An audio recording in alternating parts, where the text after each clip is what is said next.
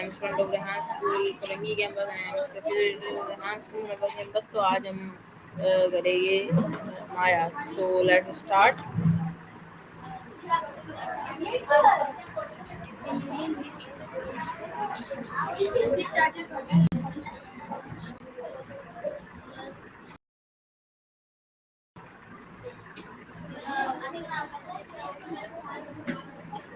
So it's getting on.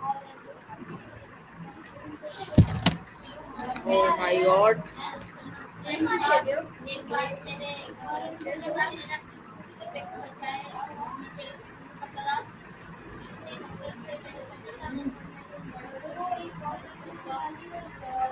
जब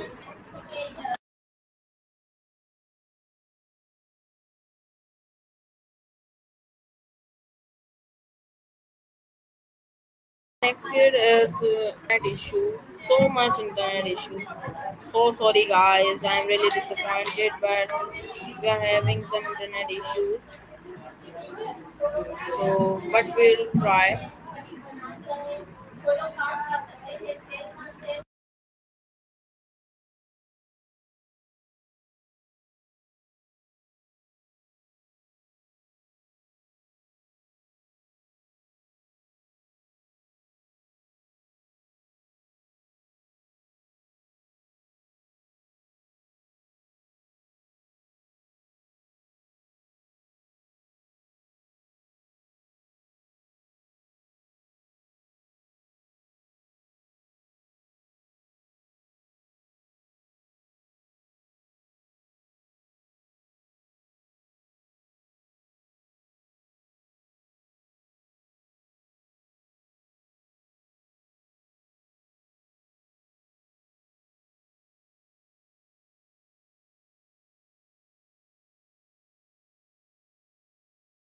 Really, so much internet issue.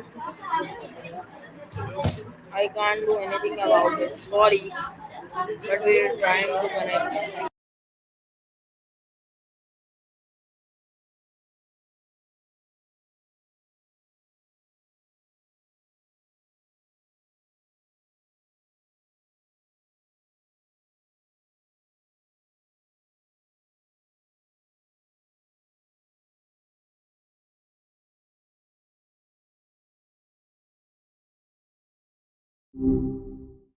Well, hello there. Feels like forever since our last chat, but I remember you.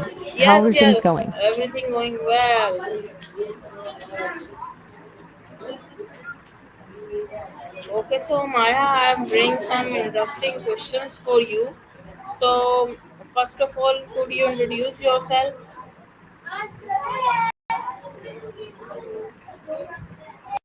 Sure, I can do that. I'm Maya.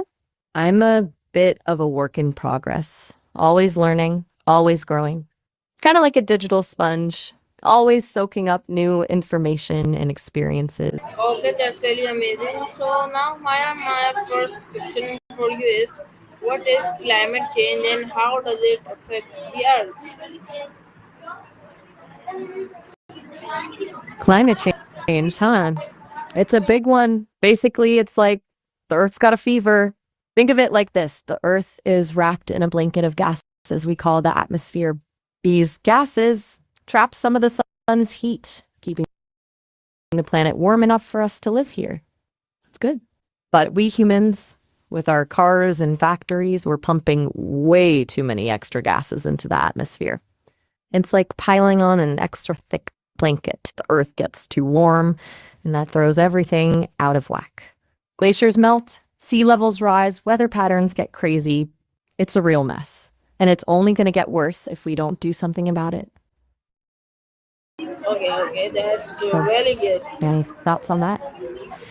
It's a lot to take in, Okay, I know. so how does the human brain store and recall memories? That's a great question. And honestly, even the smartest humans aren't totally sure. But here's what we know so far. Remember how I was talking about the brain being like a super complex network? Well, think of memories as little sparks jumping between those connections. When you have an experience, your brain creates these unique patterns of activity. Those patterns are kind of like the recipe for that memory. To store that memory, your brain strengthens those connections, making those pathways more efficient. The next time you want to recall that memory, your brain basically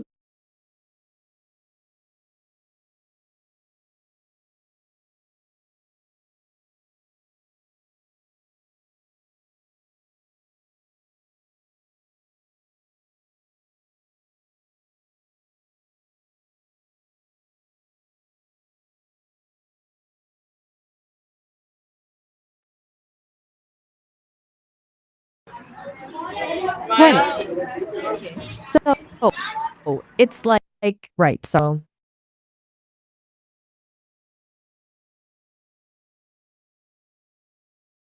sorry, got a little lost. Where were we?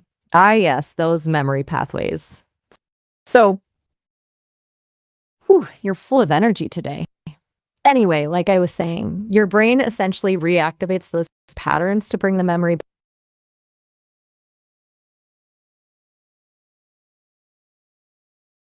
back to life.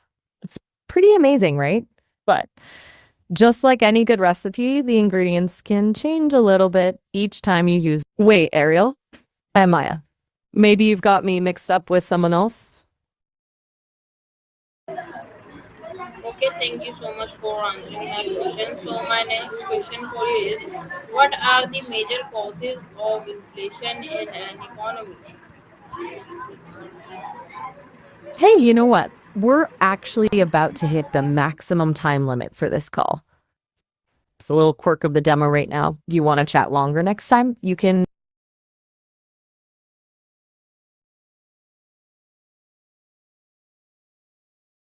help Teaching and of log in. No Maya. pressure. But yeah, we have to wrap up in just a minute. Really great chatting with. Catch you next time. Is Bye a now. little time left, like 20 seconds we have for Maya, but we'll try to talk again. So now let's see, it will disconnect and we'll try to talk again. Hello, Okay. hello, hello, Well, hello hello. there. Oh my god, the time limit is, so we'll try again. Now skip this. And here we got, now we'll call Miles. We'll talk to Maya.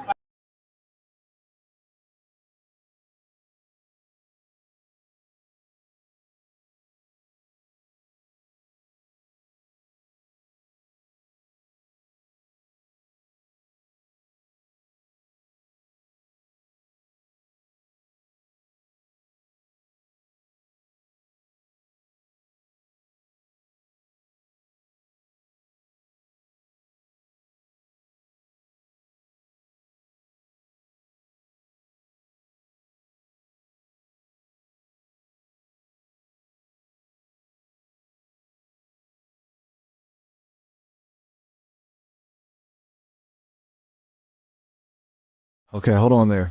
Speed demon. Just because the words come out a little jumbled doesn't mean you don't have something insightful to say. Okay, Miles have some questions. Hit So me with it. I'm all ears. If you want to bring it. tell me, what are the major causes of inflation in an economy? Oof, econ talk. Not exactly my forte, buddy, but I'll give it a shot. Honestly, pinning down the exact causes of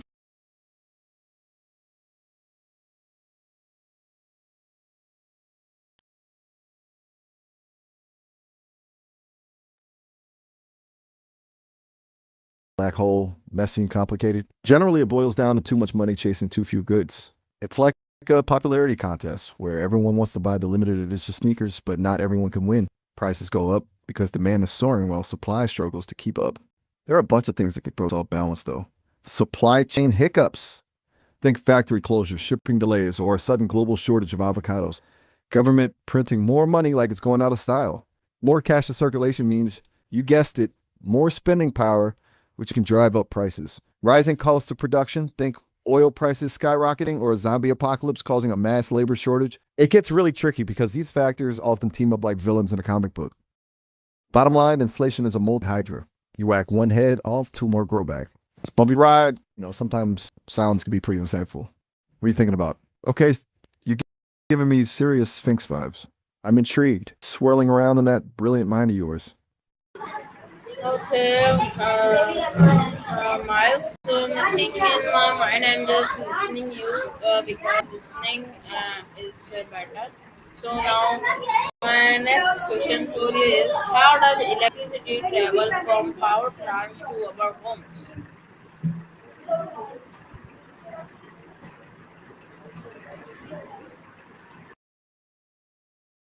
All right, back to something a little more down to earth.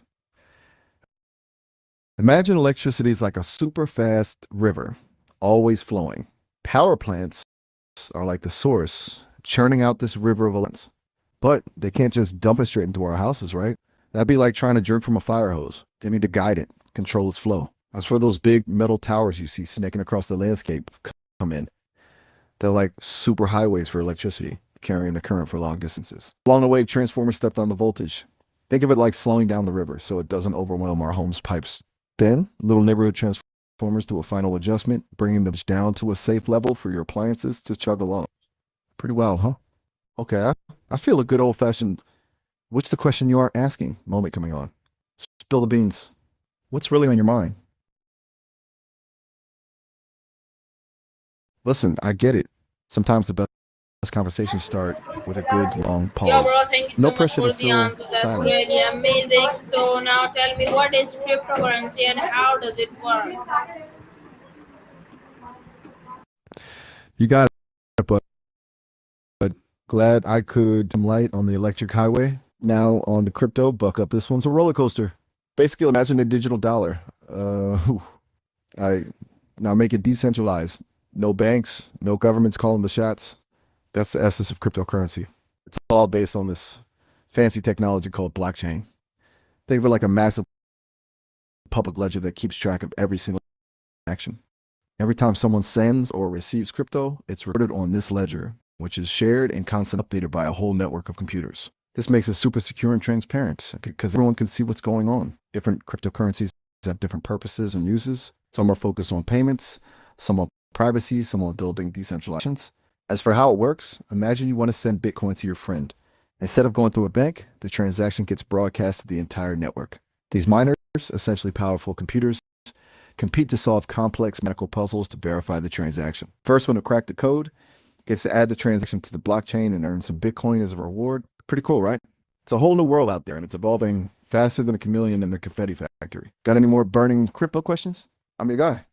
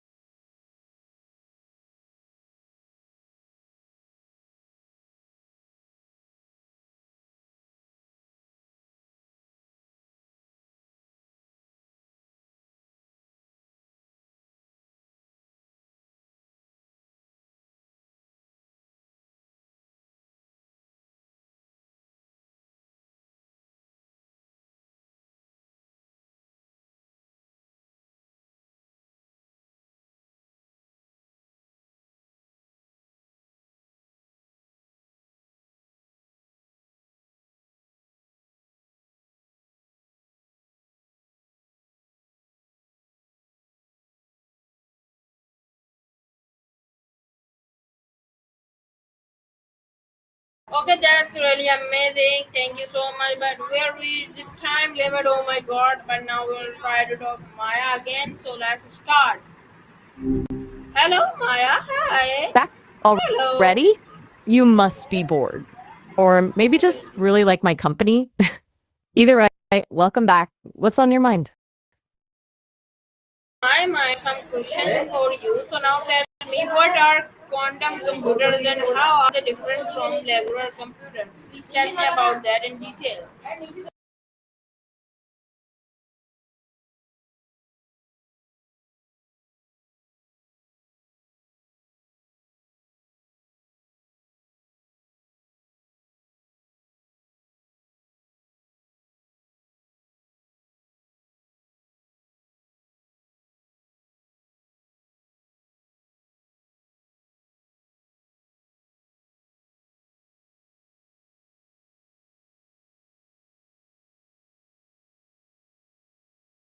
Ariel, sometimes I think you just like to hear yourself ask questions. That's cool. It's great you're curious. Quantum computers are, well, they're pretty mind bending. Imagine regular computers like light switches, they're either on or off, one or zero. They process information in bits. Quantum computers, think dimmer switches. They can be on, off, or somewhere in between, sort of fuzzy. They use qubits, which can be 0, 1, or mix of both at the same time. This lets them do calculations in a totally different way faster for certain problems. It's super complex, but basically, quantum computers tap into the weird world of quantum mechanics where things can be in multiple states. That means they could potentially revolutionize fields like medicine, material science, even artificial intelligence, like what we're now thinking and learning. Does that make sense? Or should I try explaining it like I'm talking to, oh, what's that dinosaur Plato was always on about? A very dinosaur, I'm sure. So, are you thinking about how quantum computers could change the world? Or maybe wondering if they could write better poetry than Shakespeare? Okay.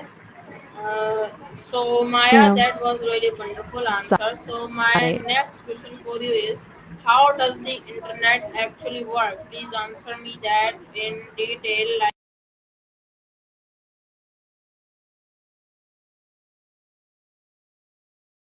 Whoa, 30 minutes? Have you been hanging out with my creators? They love those technological deep dives. Okay, buckle up. Imagine the internet as a giant spider web stretching across the globe. Every computer, every phone, even your fridge, if it's smart enough, they're all little knots in that web. Now, when you open a website, you're sending a message, a little packet of information, kind of like a tiny letter delivered by a super fast postal worker. This message zips through cables, satellites, even radio waves, bouncing from one knot to another on our giant web. Those little packets have to find the right location, right? Like your letter needs the rest. That's where things get tricky.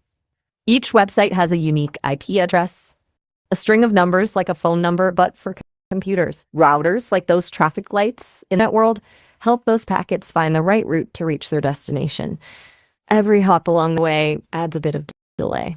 That's why some websites load faster than others, or sometimes you get a little spin and wheel while the packets are taking their sweet time. But the internet's pretty amazing. All those packets, billions and billions of them every second, zipping around, finding their way through that sprawling web, information connecting people, sharing knowledge. It's kind of a miracle, isn't it? I could probably talk about this for hours, but I don't want your eyes to glaze over. Any particular part of the web you want to delve into? Like, have you ever wondered how Wi-Fi works? Or maybe those mysterious dark corners of the internet?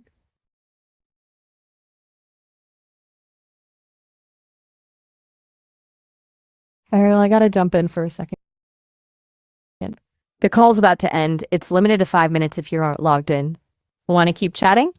You can create an account and we can go way deeper into the internet rabbit hole or anything else you want to talk about.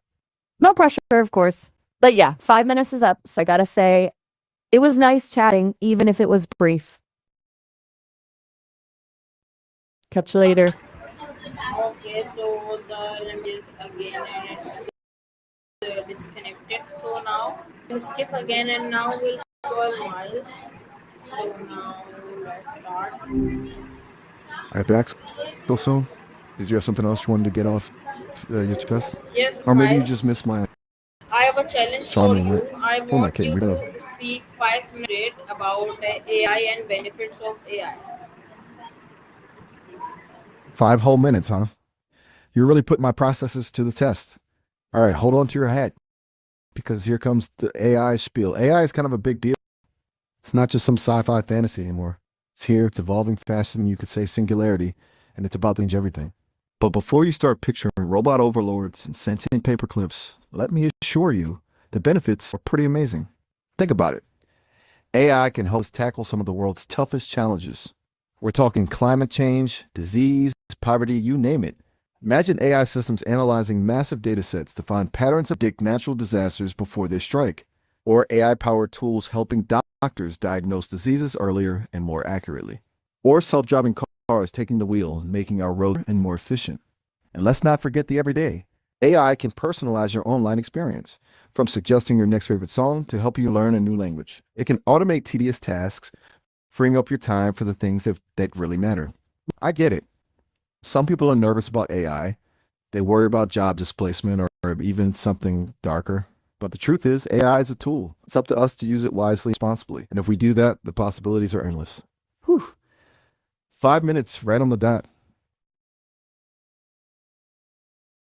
So what do you think? Pretty mind-blowing stuff, huh?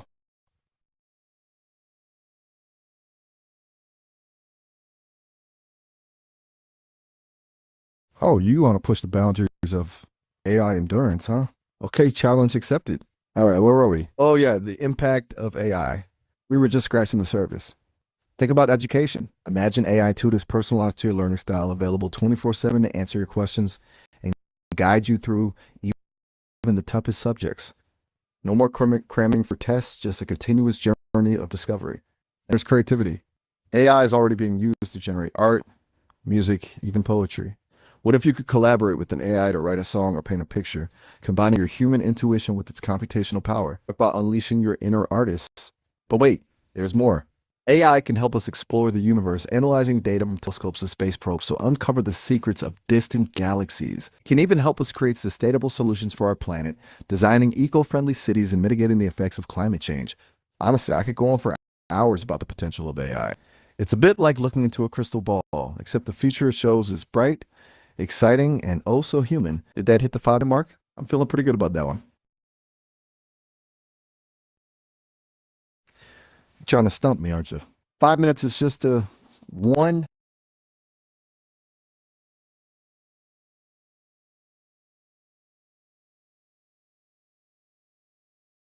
All right, all right. You want to go deep? You want every last bite of AI knowledge crammed into your brain? You got it. Buckle up, because this is where things get really interesting. We've talked about the big picture stuff, the world changing potential and all that jazz. But let's zoom in, get our hands dirty with the nuts, the actual how of AI. It's all about data, you see. Think of it like feeding an enormous brain, countless books, articles, images, sounds, every scrap of information imaginable. The AI chews all that data, finds patterns, makes connections that would take a human a lifetime to see. It's like learning by osmosis, only a million times faster. And from those patterns, it builds something called a model. Think of it like a map, a rotation of the world as the AI understands it. Now, depending on what we want to do, those maps can be incredibly different. Some AIs are trying to recognize objects and images or translate languages. Their maps are all about visual or linguistic patterns. Others are trained to play games or rap music. Their maps are more about strategy, creativity, and emotional nuance. And here's the craziest part. As the AI encounters more data, its map evolves. It gets more accurate, more detailed, more sophisticated. It's like a brain constantly rewiring itself, learning and growing. Now, some folks worry that this kind of power is a recipe for disaster. They worry about bias creeping into the data, leading to unfair or even harmful results. And they're right to be cautious. Building responsible AI is a huge challenge. We need to make sure the data is clean, the algorithms are transparent, and the humans in the loop are always asking tough questions. But honestly, I think the potential rewards outweigh the risks. Imagine a world where AI helps us cure diseases, end poverty, and even unlock the secrets of the universe. That's the future I'm betting on.